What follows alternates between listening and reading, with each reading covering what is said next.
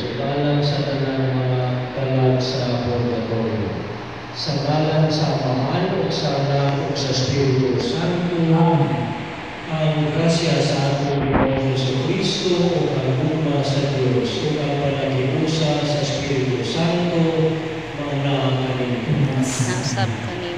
Mga igsuon, mga giluso kita sa atong mga sala aron maandam kita alang sa pagsaulog sa Santos nga misa. Nag-uumpisa ko sa Diyos.